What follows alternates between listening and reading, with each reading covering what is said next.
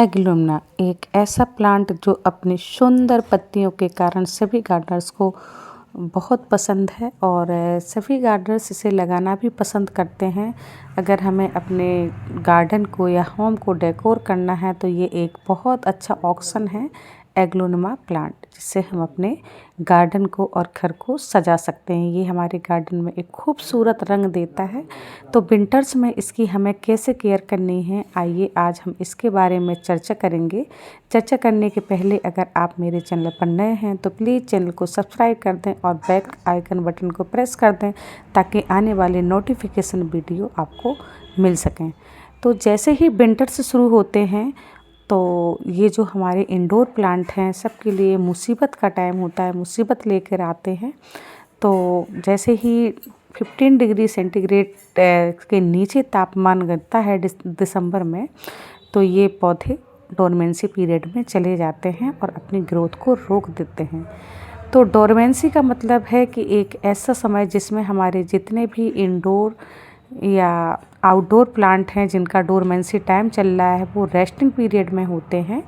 तो जब भी कोई पौधा रेस्टिंग समय में होता है तो उसकी हमें कैसी केयर करनी है जिससे ये पौधा हमारे अगली जैसे ही इसका सीज़न शुरू होता है अपनी ग्रोथ पुनः शुरू कर सके।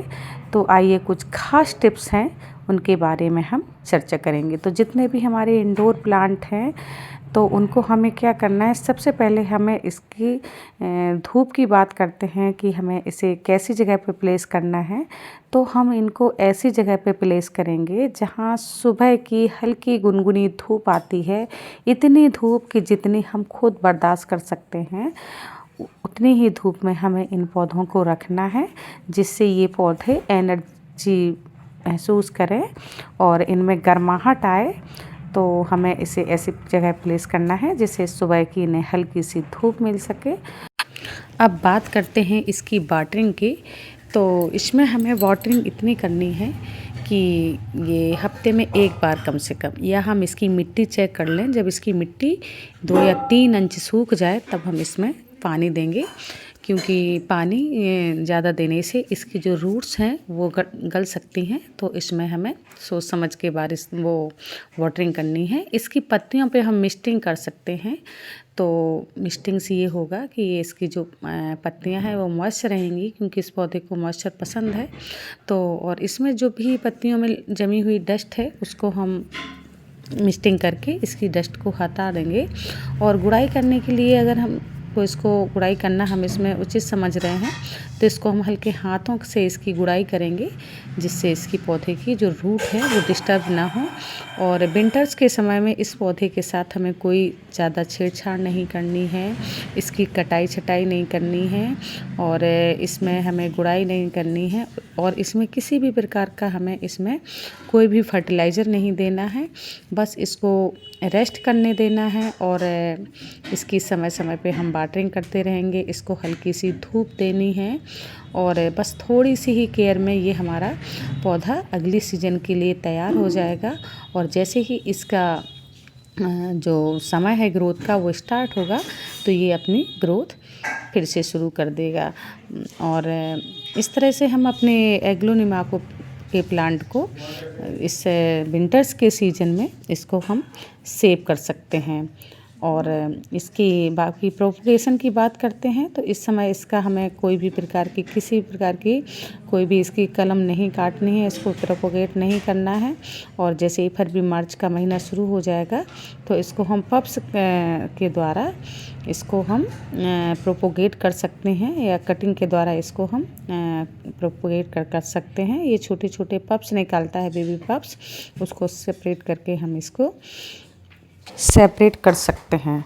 और विंटर्स में ठंडी हवाओं से बचाने के लिए इसको हम ऐसी जगह पे प्लेस करेंगे, किसी दीवार के सहारे प्लेस करेंगे, जिससे जो विंटर्स की हवाएं हैं इसको क्रॉस ना कर सकें। क्योंकि विंटर्स की ठंडी हवाओं से इसकी जो पत्तियां हैं वो जलने लगती हैं, येलो होकर गिरने लगती हैं। तो इसको हम ऐसी जगह पे रखेंगे जहाँ इसको ठंडी हवाएं ना लगें।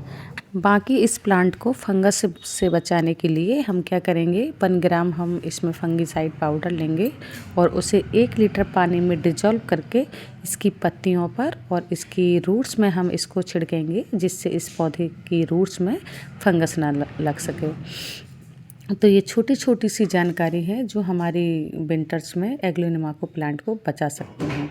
और कभी कभी हमारे जो पत्तियां हैं उसमें डस्टिंग इकट्ठी हो जाती है, धूल जमा हो जाती है, तो इसको हम गीले कपड़े से नॉर्मल पानी लेके इसकी कोई पत्तियों को डस्ट को हम पोंछ देंगे, जिससे इसमें फोटोसिंथेसिस की क्रिया है वो अच्छी तरह से हो सके और हमारी पत्तियां भी सुंदर और चमकदार दिखेंगी, जिससे हमारा पौधा अच्छी ग्रोथ करेगा। ये एक ऐसा पौधा है जो हवा को शुद्ध करता है, तो आप इसे अपने गार्डन में ज़रूर शामिल कीजिए। अगर जो लोग लगाए हों तो उनको इसी तरह से विंटर्स में इस पौधे की केयर करना है, जिससे ये अगले जैसे इसका सीज़न शुरू होगा फरवरी मार्च में, तो ये अपनी ग्रोथ पुनः स्टार्ट कर देगा।